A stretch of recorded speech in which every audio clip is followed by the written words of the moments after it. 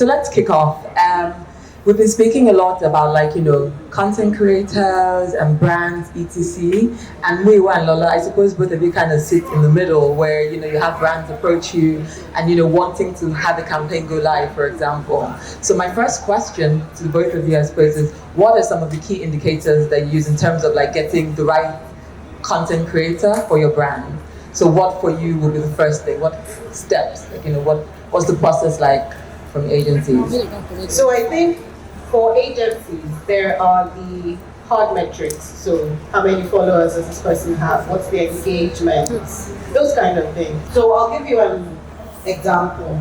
I've worked with a seasoning brand, and one of the things that they do, one of the key criteria for them is that they're influencers. They don't consider them separate. They consider them part of their family. So if it is that they are picking you, they are bringing you into the fold. So you go on brand trips, they take you different places, they want to promote your content because you're part of the family. They involve you in even product, new product design. So does this work? Do you think consumers will like this? Because you speak for the consumer. And those are the kind of things that agencies, speaking from an agency point of view, that we look for. How does this brand fit with you? How do you fit with the brand? Thank you, Lola. Muiwa, if you want to add. We've listened to quite a number of people today, and a very solid point around what the value proposition is. I think when you look at what the creator brings and what the brand needs, finding that nexus is really the important thing, right? So we've said it in different ways. I think the most important thing is the brand fit, right? Is there synergy between your audience and the brand's audience? What is the brand trying to achieve? How do you as a creator connect the brand with your audiences, right? And we talked about the currency around it being your engaged audience is the currency. That's what gives you influence. And that's why the brand would come to you. So I've worked with brands like Maggi. We work with the Nestle brand across the region. And when we're selecting a creator, we're not just looking at you saying that, do you know how to cook? Is do you love food, right? Because it's beyond the cooking, it's the eating, right? A lot of us might not be cooks, some of us are not chefs, some of us might be dabbling into cooking, but we all enjoy good food, right? And that's the kind of content you create, that is the kind of, and that's how you engage your audiences, then a brand like Maggi can work with you. And I think the important thing is the engagement rate, right? It's how you keep your audiences captive. It's not so much the number of followers that you have. So if you concentrate and focus more on creating a community that the brand can leverage on, I think that's really the first entry point. And then you can scale and grow with the brand. I can tell you that brands look more at creators that they can grow with over time, rather than we talk about celebrity influencers, right? Rather than celebrity ones. Especially within this growing creator economy, where we are seeing that it's more of a long-term play rather than short-term results, right? We want to grow with creators, and for us as agencies, we are creating that connect and bridging that gap to find ways where we can create value across the market. When I work with Visa as well, and when I'm thinking about a creator, I'm thinking, how can this person give me engagement across my key regions? If I'm trying to sell like a tech solution, maybe it's contactless, for instance, or I'm trying to sell seamless shopping experiences, then I'm looking at the creator that, how does that fit into their life? They talk about buying stuff online and using their cards to make payments, right? So if Fisayo, for instance, right? And again, it's really just looking at where those opportunities to collaborate are. It focus more on the audience building, on creating that engagement rather than buying followers or Yeah, we've seen that as well. Do not like. Thank you. Never. Thank you, Lola Muyiwa. Well, if I start, I may have to. I'll be starting from zero. Then I'll grow. Then I'll grow organic followers. But yes, thank you so much, Lola Muyiwa. So I think we've heard things more from, what I expected from creators. This is what brands look like for creators. But then we have Tokes and we have Corti, and they've worked with brands.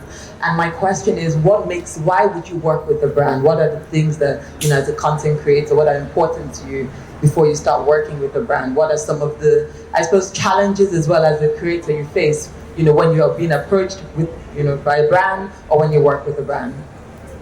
Yeah, think of that. First of all, the brand needs to want of me, That's like the first thing. So I think once we cross that part, it all boils down to what value they bring to the audience, how we can add.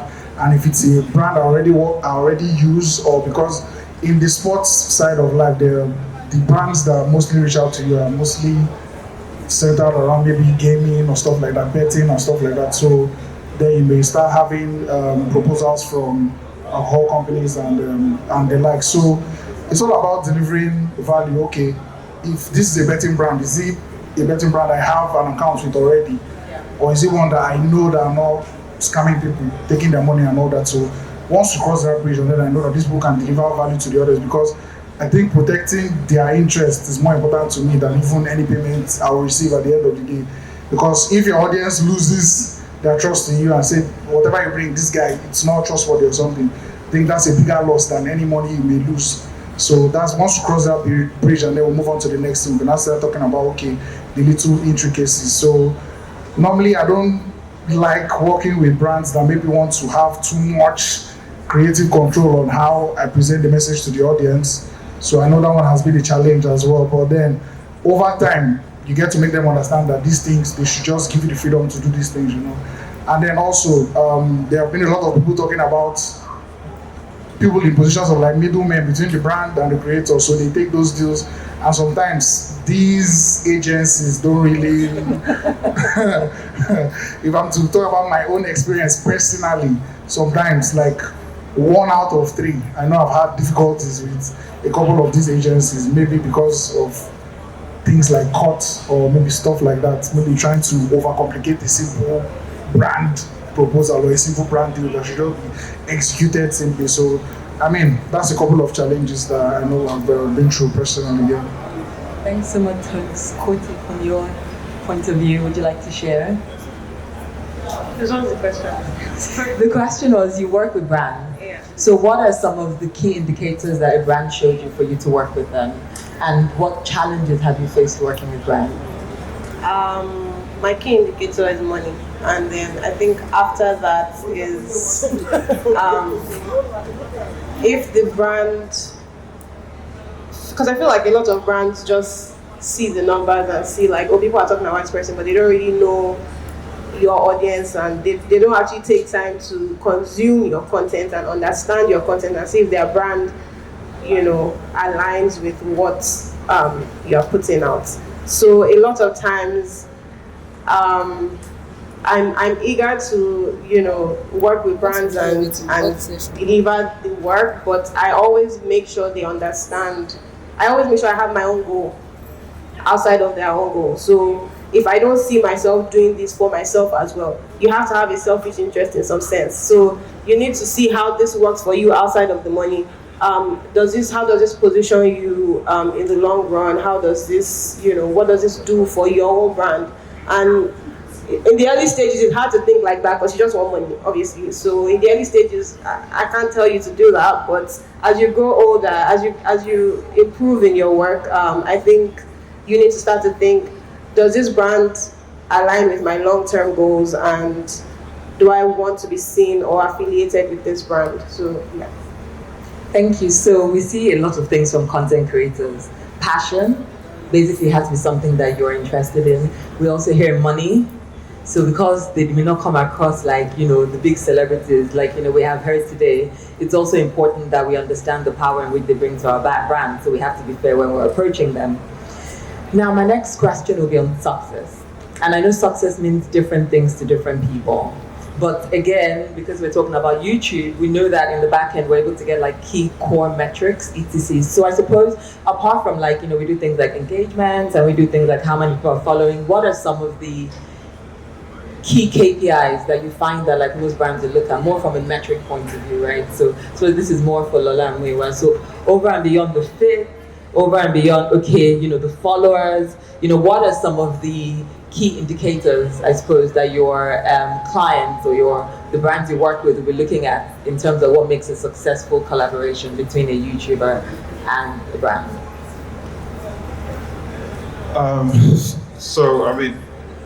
Most brands would prioritize reach, right, and engagement as like key KPIs.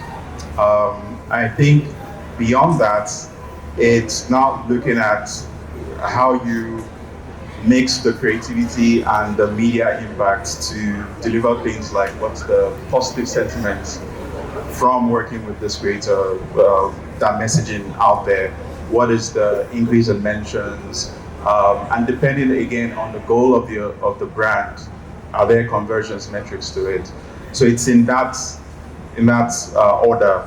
Reach, engagement up top, they pretty much apply to most brands, and then depending on the brand and the objective of the campaign, you start looking at sentiment analysis, mentions, and then conversions. So I completely agree with that. I think for creators, it's important to understand how you fit into the solution. So brands are coming to you because they have a problem. You need to understand what that problem is and see where you fit. To Courtney's point, it's not every brand that approaches you that you're going to be able to offer a solution to, because it might just not be a brand fit. It might not be the right audience. So as we said, there's reach, there's engagement. Either you are providing them with an audience for them to say, oh, this product is out there. I don't need you to do anything. I just need you to know that there's a product available. There's also the other side of it, that I need your audience to do something. And that's why all those metrics of engagement come in. So if you're somebody who posts and you have 90% of your audience commenting, liking, sharing, that's huge engagement. And for brands, automatically it translates to, if you are putting something up on your YouTube page and people are commenting or they're sharing, then I can get these people to do something. So if a brand comes up to you and says, look, I need XYZ people to come to my website, I need you to recommend XYZ products, you need to know that, okay, I have an audience that's engaged. They will do what I recommend because they trust the product. They trust the fact that I am somebody who will not do something that's unethical, that's always looking out for them. So those are the things I think are important. And as an agency, we always try to make sure that we are solving the problem, because that's the most important thing. That's why we get paid. If you have a problem and it's not being solved, then nobody gets paid. So for us, I think also for content creators to collaborate with your agency. So if you understand what the problem is, then you're able to properly say, okay, this is where I think I can offer value. Thank you. Thanks, Muyiwa and Lola. So what are we hearing? We're hearing over and beyond sharing, over and beyond going to, the brands to say, I have this engagement, I have that engagement, this is all well and good, but can we actually sell the product? Can we actually get people to perform an action? How engaged are we with our community? Can we get our followers to do what we recommend? Do they trust us enough to actually do what we recommend? So I think these are things, key nuggets as well, for me that I'm about to begin my page, but that key nuggets for us to keep in mind. Now, Turks and Koti, I know we're running out of time, but I wanted to just get an insight as to how you, how you handle your brand collaboration. We've spoken about fit, we've spoken about, the price has to be right. However, you've worked with big brands, right? And my question would be, what are the best practices? So if there were the top 3 things that you make sure from the beginning of the process to the end of the process are important to you to deliver value for your clients, I suppose, what will they be, or what does that look like? So what are what is your important best practice that you make sure you do to ensure that you deliver value for your client? It all depends on the demands of the client, you know. Normally, I like if the agreement is XXX amount of deliverables in terms of videos. I normally do like XXX plus one, just like a bonus, you know, to make them happier. And then, like I said earlier, the fit is the most important thing. Once you know and you trust in that company outside the payment, you know, pushing it and then doing every other thing as regards making them convert will be very, very easy for yourself. So me personally, that's why I put things on a very, very personal level, because I'm like the face of the show, you know. So if I can't push this thing by myself to myself, there's no need pushing it to anybody else. So I'll say first of all, the demand of the brand, and then secondly, adding something extra. And then third, if I'm to do a little bit of observation, because most time I don't think any creator here likes one-off campaigns. That's not ideal for anybody, but like they said, it doesn't make sense even for the brand that's making the advertisement. So the return after the first one, what next? Are you coming back and saying, okay, we did it like this time, can we make double it, or can we triple it, or can we add this, and then of course increase the money now? So yeah, those are three things I will be looking out for here. Thank you. So what I'm hearing from you is, first and foremost, that there has to be a fit. And the second will be, what do we have that we can give extra, right? What are the things we can use to actually get them to come back? And the third will be assessing what success is together. So, you know, now we're successful, what are the next things? Coming with ideas and actually treating the brand like a partnership, you know. So you don't want only the brand to always come to you. You also want to be able to add inputs to ensure that you have a long-lasting relationship, career relationship together. Thank you. Over to you, Koti. I think kind of similar to him. The first thing would be patience and understanding. I realized this a bit later into my, creator journey, that with these brands, I used to be so angry at brands, but at the end of the day, they have a goal, they have a target, just as you have a goal and target. So you need to be very patient with them. You cannot be throwing tantrums, you cannot be going back and forth with, let them express. They have a lot to express a lot of times, so let them express everything and just try to walk them through your process and let them understand. You need to just find the middle ground. So patience and understanding with the brand you are working with. The second thing would be, like I said earlier, alignment. So you have a goal, they have a goal. Make sure you are focused on that goal, which means whatever you create for them needs to still be aligned with your brand. Make sure it's fun and entertaining. Make sure you love it. If they like it and you don't like it, honestly, you've not won. If you like it and they don't like it, you've not won. If both of you like it, that's brilliant. And if your audience likes it, it's exceptional. So yeah, alignment and sticking to that goal. And I think the third thing will just, at the end of the day, just don't let them drive you crazy. Just make sure you're not taking it too, because honestly, like, it can be draining, but